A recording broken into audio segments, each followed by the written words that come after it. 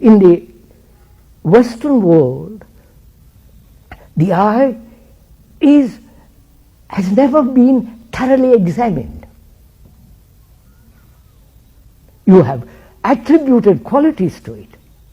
The Freuds and the Jungs and all the psychologists have given a description of it, given an attributes. You follow? But never gone into this question of what is the nature and the structure of the I, which says I suffer. And we are saying is that I is, as you observe, one day I say I must have that. And a few days later you want something else. There's this constant movement of desire, constant movement of pleasure, constant movement of what you must be, what you want to be, and so on, so on. We are saying this movement is time. This movement is the structure and the nature of thought. So the I who says I suffer is put together by thought. Obviously. The thought says, I am K, I am John, I am this, I am that. And thought identifies itself with the structure, with the name and with the form, which is the I, with all the contents of consciousness, which is the I. Fear, hurt, loneliness, despair, anxiety, guilt, the pursuit of pleasure, the sense of loneliness, all that, which is the content of your consciousness, which is the essence of the I. Right? Are you following? So, when you say I suffer, what is that? Is the image that thought has built about itself, which is the form, the name and all that, is it that suffers? You're following this question? Because please, if you don't, I will go into it 10 different ways. Because one can be free totally from sorrow. And at the end, when sorrow ends, there is not only wisdom, but also there is tremendous passion. Not lust, passion, which has nothing whatsoever to do with a desire, with enthusiasm.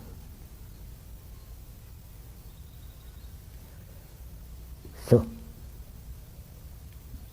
without escaping,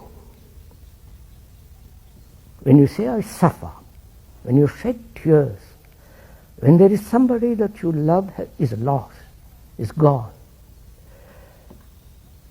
without escaping, running away from this sense of anxiety, loneliness, despair, not to run away from it, but to remain with it totally. You understand?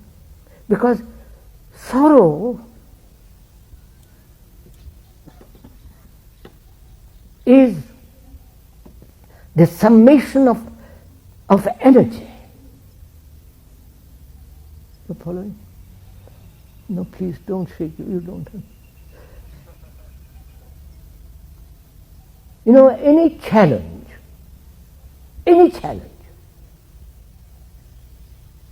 the deeper the challenge, the wider the challenge, the more intense the challenge is, the greater energy is demanded to meet it. Sorrow is this challenge. And it is the essence of that challenge to which you have to respond. But if you respond to it by escaping from it, by seeking comfort from it,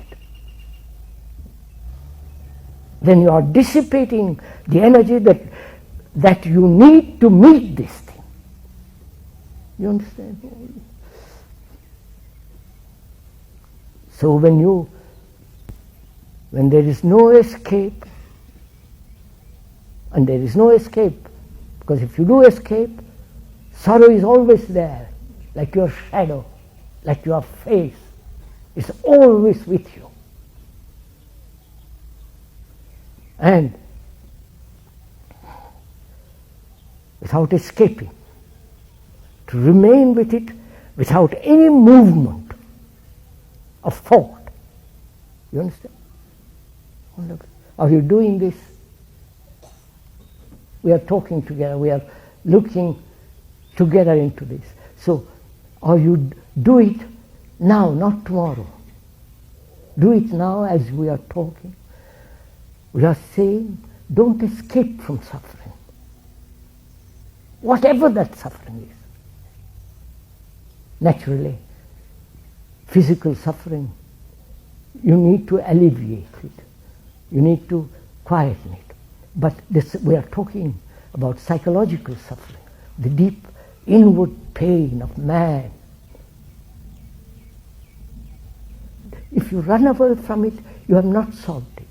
But if you remain with it, not identify yourself with it, because you are that suffering. But if you say, I must identify with it, I must accept it, I must rationalize it, you are moving away from the actuality of suffering. You're following all this. Please, sir, please, sir.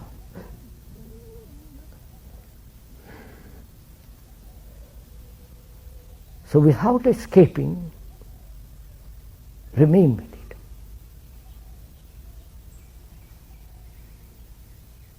Which means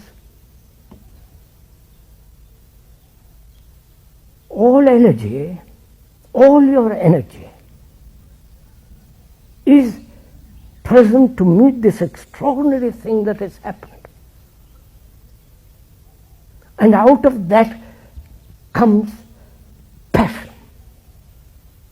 The word suffering has its root in passion. In dictionary, if you go into it, I don't want to go into all that. So, there is a solution, there is an ending to sorrow, as there is an ending to fear, completely. Then only there is a possibility to love. Because a man who suffers does not know what love is. But we think that we will learn something from suffering. That suffering is a lesson to be learned. But when you observe suffering in yourself and not escape from it, remain with it totally, completely, without any movement of thought, of alleviation, comfort, just completely hold it, then you will see some strange psychological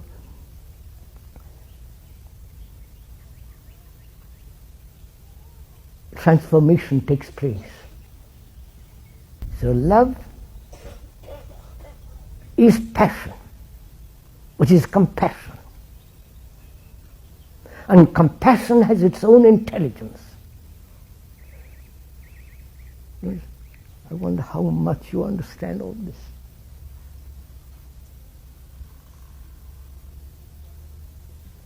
Because without that passion and that compassion, with its intelligence, we are acting in a very limited sense. All our action is limited. Where there is compassion, that action is total, complete, irrevocable.